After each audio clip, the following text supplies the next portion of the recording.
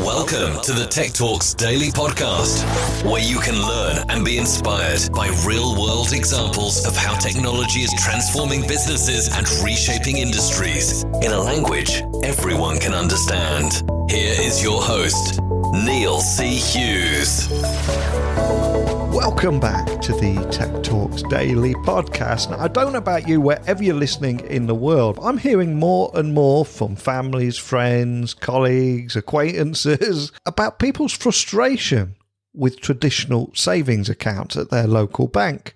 And the reason I bring this up is I recently came across BUX, BUX, which is Europe's fastest growing Neobroker. And they've recently launched in Ireland, and I wanted to learn a little bit more about that and what kind of trends they are seeing in the industry, especially because recent research by the Bank of Ireland revealed that many people have become accidental savers during the COVID-19 crisis with no holidays or nights out or expensive restaurants to go to. So they've ended up saving money. But understandably, like I was saying a moment ago, half of those surveyed have built up a rainy day fund for the future when things open back up. But today's climate of low interest rates and high living costs, many are considering investing in a different way to make their money go further. So I want to find out more about that, the kind of trends that we're seeing out there, and the role that Europe's fastest growing Neobroker is going to play in that, and also about their zero commission investing app. But of course, I'm a tech columnist and podcaster. I'm not qualified to give anybody any financial advice. I just want to find out more about the options that are out there and available to us all. And if anybody needs extra education on how to invest responsibly, I think it could be me. It's not on a Saturday afternoon accumulator bet, that's for sure. So buckle up and hold on tight as I beam your ears all the way to London, where the CEO of BUX, who is Yorick, is waiting to speak with us now about all this and much more. So a massive warm welcome to the show. Can you tell the listeners a little about who you are and what you do? Thank you very much for having me, Neil. Yeah, my name is Yorick Neve, CEO of BUX. BUX is one of the fastest growing neo-brokers firms in Europe. We basically provide zero commission investing in cash equity, ETFs, really trying to help people build wealth for later. Very important nowadays, obviously, with the low interest rate, especially in the Eurozone. People are losing money by just keeping money on the savings accounts. And we're trying to find a solution there, really trying to make sure that people build wealth for later and also start investing. So we have different platforms where we make investing very accessible, very simple for mainly the new generation. But also the existing investors that are already at different platforms, they pay way too much, and we want to make it affordable for them as well. And before we talk about BUX, I've got to ask, what's your origin story? Can you remember where your passion for technology came from and how the world of technology and investments collided for you, and ultimately what put you on this path you're on today? Yeah, it's been a long journey to get here, to be honest. So actually, my background is in retail and investment banking. That's how I started my career. So really focused on financial services. But I noticed already quite quickly that I had a little bit of interest in the technology side of things. So also within the financial services company that I worked for, I was already picking up quite some technology-heavy projects, so to say. And that developed a little bit further. And at some point, I had the chance to actually build this company from scratch, especially in the investment space, right, where a lot was happening already back in 2014. We saw a really great opportunity in the market where investments were always something that your father would do. They were really non-accessible, very complex, and so we had an idea that could really disrupt the European investment market. And I wanted to get on that train as well, and really try to use my knowledge and experience that I've gained over the years to do something great and add value for people.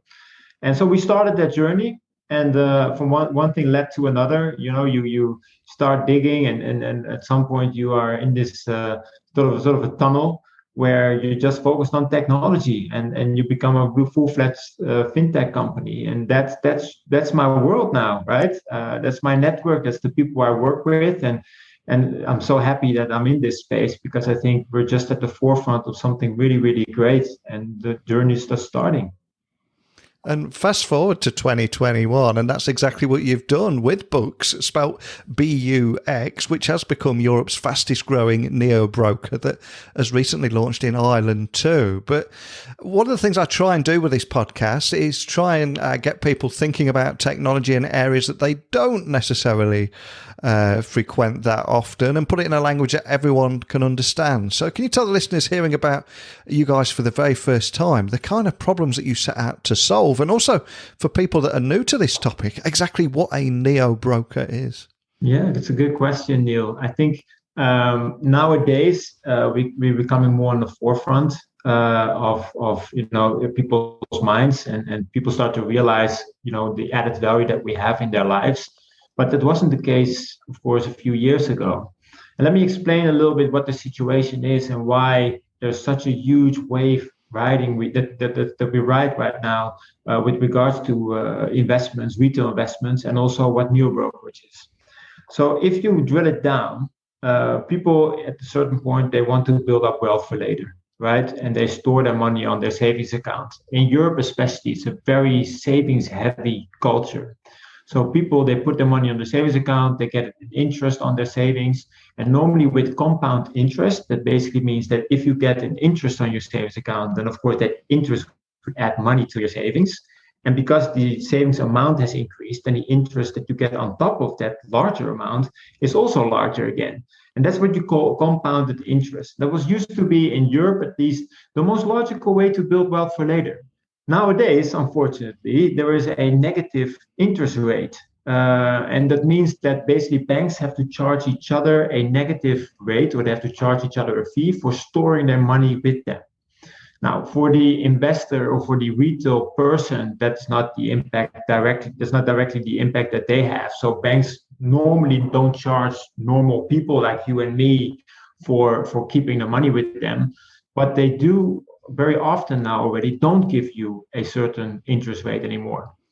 And they also sometimes ask people with large amounts, for example, more than 100K or something, to store their money somewhere else. Now, and that is, of course, an issue because inflation is still happening. Yeah, people still, prices are still increasing. If you look at, supermarkets and just normal groceries that you need to do, or buying, also luxury goods, prices are increasing. So basically, people are losing money at the moment. And that's now already ongoing for a few years. So people have to look at alternative ways to make money. And a lot of ways that you can think about, for example, are buying a house. That was often a pension previously as well. But also, you can think about other venues that you can choose to invest in. But actually, the financial markets historically have been always the most easy, more accessible, and also the most lucrative way of making money, at least from your capital. The only thing is that you have to apply it the right way. So if you apply what we call dollar cost averaging, and you basically put periodically a certain amount on your account, and you spread that out over a well-diversified portfolio, historically, you always get the best return.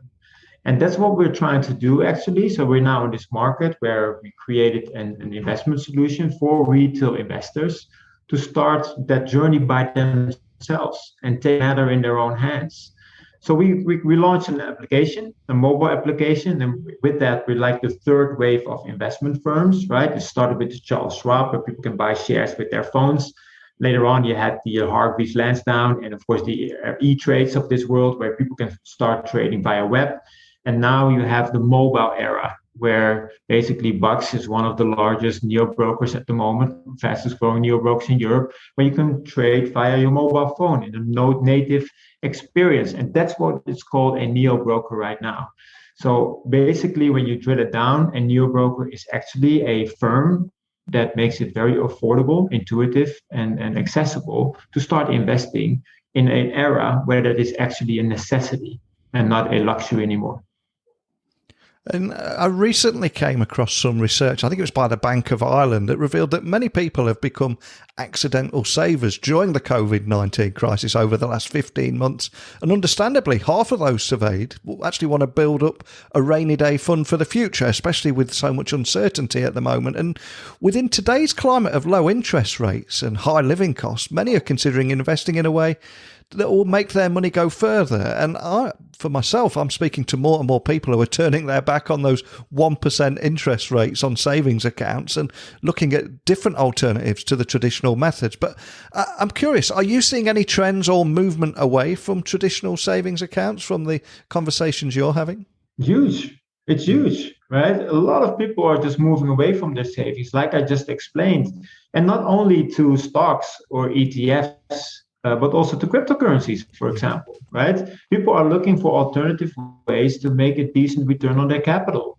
And savings are just not going to cut it anymore. Savings, the interest rate you get on your savings account is less than the inflation. So people are losing money. And with cryptocurrencies on the rise, with, of course, a lot of stocks that are doing really well, especially the tech industry, but also ETFs, people can also invest in a vision. If you believe in green energy, you believe in nuclear energy, you believe in water, for example, fresh water, you can all use these types of ETFs to start investing in a bucket of shares that are in line with your vision and also in line with further growth. So yeah, absolutely, this move is massive, and I call it actually the Americanization of the European investment landscape. In the US, it was already the case that 50% of all people, they had an investment account, and they did self-directed investment. They took care of their own pension. In Europe, that was only like 15%. And so people are now finally being pushed to take matter in their own hands. And one last thing that was also not mentioned, next to, of course, that whole savings account thing, is that people are actually dealing with a huge shortage on their pension. There's a huge pension gap in Europe as well. If you look at the percentage of retirement savings in comparison to the total GDP, it's very, very low in the European mainland. So people need to take matters in their own hands. That's so true, and I'm seeing it more and more because, like you said, they've got the 1% interest rate on their savings, they're getting the shortfall on their pension. And I was chatting to a friend recently who's heavily into crypto at the minute, and we were talking about the volatility and does he keep it in or does he take it out? And he said, well, why am I going to take it out and put it in a bank account where it gets 1% interest? I'm never going back to that world again. But of course, for many people, the world of crypto and alternative investments, yes, it's volatile, but it can also be very intimidating if you don't know what you're doing. In fact, data suggests that only 23% of people claim they have sufficient knowledge of markets and investment options. So is that something that you're quite conscious of and helping your customers with at BUX? Yeah, of course, this is the most important challenge that we need to solve, right? Yeah. At the moment, we want to educate people. And exactly what I've just explained, right, is already very educational. But people don't understand exactly what the nitty-gritty items are behind investing, right? What does it actually mean? What am I investing in? What does it do, right? So those kind of things are simply things we need to solve. So what we've created is a whole learning center and a knowledge center that's linked to it, where we try to take people by the hand and really make sure that they understand what they're doing. For example, cryptocurrencies is a very interesting asset class to invest in. But if you want to build wealth for later, the best way to build wealth for later is actually to spread out your investments across a well-diversified portfolio. Now, how we see it is that cryptocurrencies could be part of that portfolio, right? But don't put all your eggs in one basket. So if you want to invest, for example, in cryptocurrencies, fine, but do it with money that you can lose because it's very volatile, and maybe do it with maximum 10, 15% of your total, share of wallet, of your total portfolio. And then the rest, put it in shares, put it in ETFs, maybe keep something in your savings account or in something that where you buy bonds with, or something that are a lot less volatile, a lot less risky, and a lot more stable. Have a well-diversified portfolio. Now, explaining that to customers and how to do that, that's the biggest challenge that we're trying to solve right now. And one of the reasons I invited you on the podcast today was after reading out at BUX Zero in Ireland, you're actually on a mission to make investing easier and more affordable through commission-free investing. But for people listening who could be listening anywhere in the world, can you walk me through how you do that with maybe a use case or example of a customer journey that will just bring to life everything we're talking about today?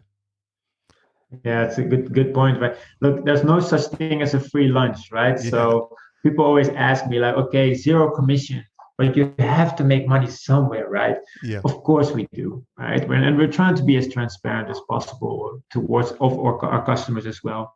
Why is it called zero commission from our perspective? Look, it's a very important thing to understand is that we want to offer people the possibility to invest against zero commission. But it doesn't mean that everything is for free. Yeah. So what we do, for example, is that certain order types, what we call a market or limit order, that is an order that is executed immediately at the price that is currently available at the market, or a limit order, that's basically an order that's executed at a given price that you can basically set in yourself before you put in the order. You pay €1 per order. So these are not free. We definitely make money on these. Now we've created what we call a zero order. That's an order that's only executed once a day at the end of the closing auction. So the end of the trading day, there will be a set price. And at that price, the order will be executed.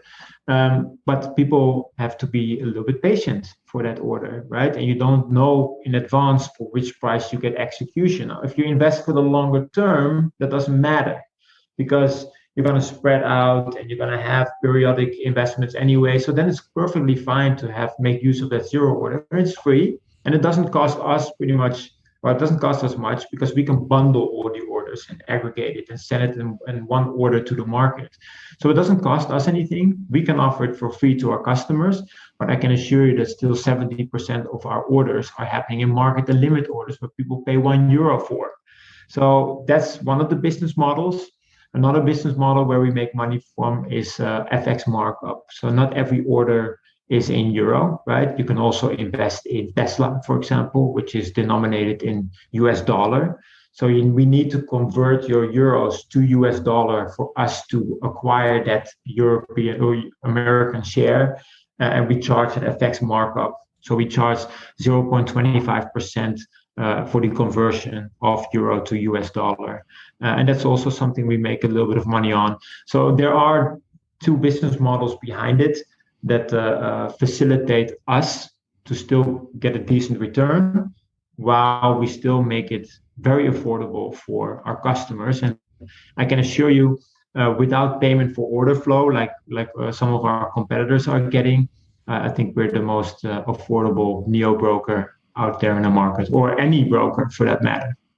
And I suspect we might have a safe Sam listening somewhere that's got their 1% interest on their savings account and nervous of doing anything else because of the risk. So I'm afraid we'll have to mention the R word there. And how are you helping investors minimize risk? Is it, like you said, having that wider portfolio? Is that how you're helping? So risk is always there. So look, we have to be realistic here as well, right? That if you put money in a certain investment vehicle, there's always risk.